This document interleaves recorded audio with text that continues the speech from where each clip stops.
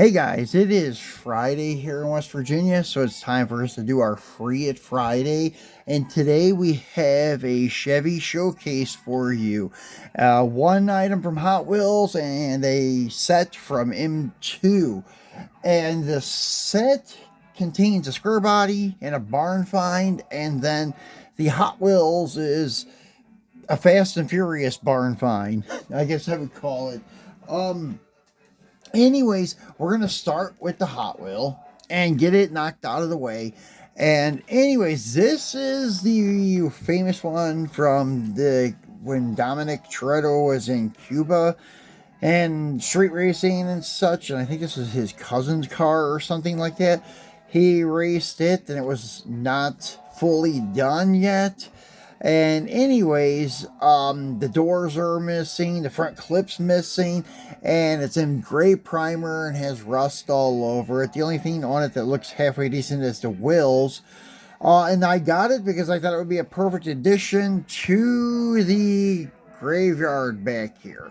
And it is. It's a little bit small, I think, for a 50 Chevy Fleetline fastback, but it's still not too bad because the doors in front clip are off of it, so you can get away with it maybe being a tad bit small because it's got part of it missing, and it's really hard to like say one way or the other. So that's why it's a cool addition to the layout, and it's actually a pretty well detailed car when it comes to like the patina and stuff on it. It's very accurate. It's not overdone like some of the cars I've seen. So Hot Wheels did a really great job on this thing for the gray primer with the rust and stuff coming through. Looks really good. So anyways, on the back of the package, it shows you what was in this release. This was, I forget which release this was. Usually it says ages 3 and older, and, yeah, not sure. It's 4 or 5 of the set. There's no series here. So anyways, this is what was in the lineup anyways. You have the 95 Mazda RX-7, a 70 Chevelle SS, a, what is it? W Motors, W Motors Lycan Hypersport. I thought it was an NSX at first, just like looking at the silhouette of the car. And then you had the 68 Dodge Charger, which would be the one with the rear engine. And then this Fleetline. And out of all of them, I like the Fleetline the best. And usually I wouldn't buy like one of these because it's plastic wheel, but because of the look of the car is why I got it. I've already popped him off the card, and I've had him in the diorama, and it does not fit in there too bad. Like, we'll just compare it to, I don't know, a 63 Impala from Green Light. So, yes, it does look a little bit short, but as I said, the front end's missing, and Impalas were pretty long cars, too, to begin with.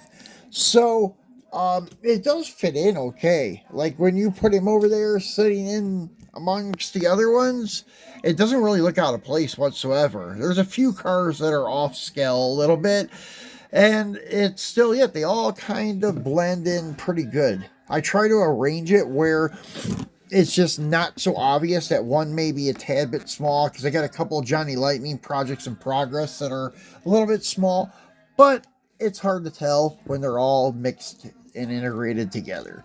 So here is the car up close and personal. And as I said, these wheels are really nice looking for plastic. I mean, they're not bad at all. Undercarriage is very bland. There's no detail at all on this thing. And it is new casting from 2023. And I figure we'll see this again and again. I would not be surprised if we do see it eventually in the premium with some real riders and a metal base. That may be a cool one to pick up also. And look, it has tail light detail, which I was really surprised to see that. And this rust tampos on this gray primer are perfect. This is exactly what one would look like if you had primered it and left it just sit outside for a couple of months or a couple of years. If it start looking like that, it looks fantastic. The engine detail is lacking. Firewall detail is kind of lacking. But if you were building a street rod, hot rod, you probably would have smoothed the firewall anyways. So not too bad. Radiator's there, and it is detailed. So that is a cool fact. And it does have some minor engine detail. Everything is black. No front suspension detail, but I didn't expect it would have. So really not a bad looking car at all. For the money. I think they were like $3 or something like that. So it's not a premium, but it's better than a mainline. But not much. But it is the detail with the tampos and these detailed wheels make up for it. These wheels will probably make it into the main line in coming years because we've seen those cool classics that debuted back in, I think, 13 or 14, and they had the wheels that they called retro slots. Now they're used on some main lines. I think they started that last year, using those wheels on some stuff, so we may see that happen with some of these semi-premiums that they're building. We may see those wheels pop up on some mainline stuff, which would be cool. So anyways, that's it for our 50 Chevy Fleetline. Now for number 2. This is a very hard set to find. I looked all over for it, and then I finally found one about a month ago, and I won it on eBay. And then the guy sent me the wrong item and sent this to another guy. And he kind of ignored me the whole entire time. I had to get eBay involved to get my money back. Really horrible experience. I had his name. It was something Ertl Toys, I think. And just, he has a big business, a lot of like sales, but he does have a few negative feedback things, and I can understand why, because his customer retention is not that great. So anyways, I got my money back, and then I was lucky enough to find another set pop up about 2 weeks ago. Maybe not even 2 weeks ago, about a week and a half ago. And I bid on it, and I was like one of the only people bidding on it. I got this for, I think it was like $23 plus 10 on shipping. So I have like, I don't know, $35 in it or something like that. And most guys probably would have bought it to get the square body variant. Because it is pretty cool with the camper top or shell, whatever you're going to call it. Because it does come off. That's why there's a little rubber band you can see in certain light. There's a rubber band going around the back part of it, holding it on. That's not something you see on many of their square bodies at all. And it does look factory stock. They look like stock Chevy rallies that would have been on an old C10 Silverado. And thin white wall tires, which was a common thing to see on them too. But I bought it for this guy right here. This is a really cool project in progress 1970 Chevelle. And that's what this box really is kind of they're paying homage to, is the 70 Chevelle. As you can see, all the original ads on the box of the 70, which is really cool. And even on the top, there's some just cut out so you can see the showcase. And bottom you have your licensing and M2 and your UPC code. Even the end caps, you can see where it was an original ad and they cut out for the look. Same thing with this. And so great looking box presentation. And then in the backdrop you have the big gold bow tie with Chevrolet. So the set has a 1973 Chevrolet Cheyenne 10 and a 1970 Chevy Chevelle Malibu SS 454. And they didn't really call them Malibus when they were a Chevelle SS, but anyways, that's debatable. But anyways, this set, I bought this for the Chevelle. I am probably going to take the Chevelle out and then put this M2 69 Camaro on the trailer and pop back up for sale. because I just wanted the Chevelle. That's the only reason I went after this. And usually I'm not collecting too many Chevys, but the junkyard cars I was, and this was one that I was after for a while. Because the first release of the 70 Chevelle Project in Progress, it was actually in release one of the Projects in Progress back in 2010 or 2011. And it's okay, but the way that they did it and they took off the front bumper and the way these cars are casted, it just does not look right without a front bumper. It doesn't look like a car that would usually be missing a front bumper. It looked pretty bad because you have like a big flat metal area with two holes in it where the bumper had two male ends that went in those female ends. So it just didn't look right. That's why some of these projects in progress that M2 did do, that they did eliminate some of the front end parts and bumpers because it's not constructed like a real car. It just doesn't look legit. It looks like a broken toy, kind of. So that's why I actually tried to steer clear of those. My Cuda is one of the only ones that I got that doesn't have the front end parts, but it's okay because it's dark inside there. It could be a missing grill, missing bumper. It would kind of be the same look or very close to it, but some of the other ones, it just does not work for them. So anyways, that's why I got this set.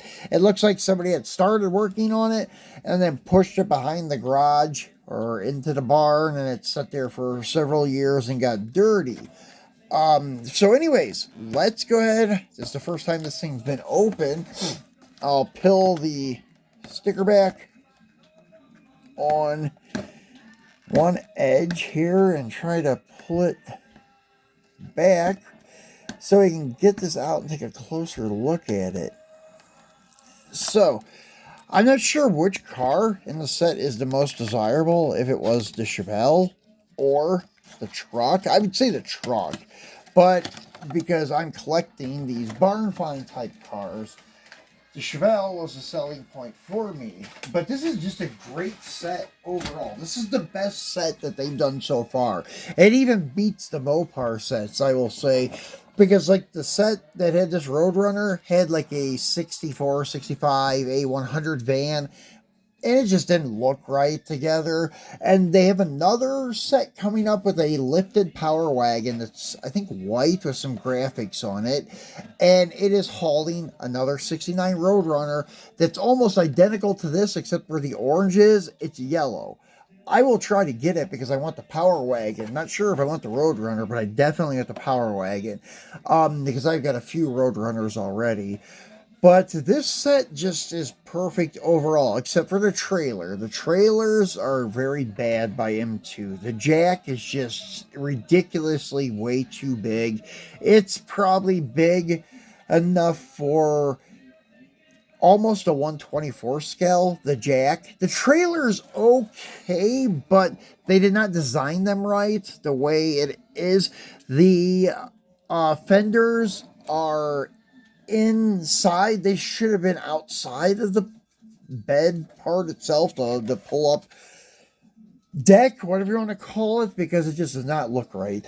But anyways, yeah, I will have to praise Green Light on their trailers. They're the best in the business when it comes to like 164 trailers. They beat everyone. In my opinion, there's nobody that can even compete. Even the Mini GT trailers are not as good as what Green Light is when it comes to scaling and such. They do a fantastic job for accuracy on everything with their trailers. Love the Green Light trailers. And actually, that's a video I may do in the future. But here is a Green Light trailer, like comparing it to the M2 trailer. The M2 trailer just looks ridiculous compared to this. But anyways, that may be a future video we'll do, because I think I got a Johnny Lightning / Outer World trailer somewhere. But anyways, as you can see, here's your truck, and as I mentioned, the cap I think is removable. I'm not sure on that. It's on there pretty good. And that wasn't a rubber band, was it? It's just the sliding windows. Okay. That would have been there. So the cap is not removable. I thought it was. So I was wrong about that. Sorry, guys. And the detail on the truck is fantastic. They always do an awesome job with their square bodies. I think they have the nicest body lines on the market. Your engine and such, the inner fenders are not so accurate, but the size of the engine and stuff is pretty close. The body lines, however, great. The wheel openings are fantastic. That's the one thing I had against the Auto World ones. As you can see, their rear wheel opening is just not that great. It slopes down, and sometimes the rear axle looks like it's pushed back too far. So comparing the two together, yeah, M2 pretty much kills it when it comes to the square body. And the accuracy in their scale is really good. It's pretty much spot on for 1/64th. So hats off to them. Two on their square bodies, as always. I've always praised their square bodies. So here's our Chevelle on the passenger side. And it looks really, really good, man. Let me get a drink of water, guys. But yeah, you could see that it's probably original, like that cranberry red with white stripes. Because it looks like all that's original paint. Maybe they lost the cowl hood throughout the years. That's why it's got a blue cowl hood on it. And then it's got a white door on the driver's side. And it looks like whoever was restoring it put a new white interior in it, which would have been a great looking car. The cranberry red with the white stripe and the white interior would have looked fantastic. And let's see, the engine compartment does open, and it does look perfect. Like how they did everything to look really dingy and dirty looks fantastic. It's just the inner fenders are not that accurate on the M2s. Too boxy when it's a Chevy. Now for Mopars it works, but for the Chevys, yeah, it doesn't work too well. But it still looks really good how they did it. Made it look dirty and not clean like how some of them forget to detail under the hood. So that's a really great looking car. But yeah, guys, as I said, I'm probably just going to take the Chevelle off and put this guy on the trailer. It would be a nice set too. The 73 Chevy Cheyenne with the 69 Camaro RS. It looked pretty good. We'll see if we can make that work. And I'll be putting that up for sale. And I'm just keeping the Chevelle. So anyways, guys, that's all we have for our Free Friday. I kind of rambled on too much today. But anyways, I hope you guys have a great weekend. I'm not sure if we're going to do anything over the weekend, but we will be back for sure on Monday to do our Mopar Monday. So thanks for watching, guys, and I will talk to you probably on Monday.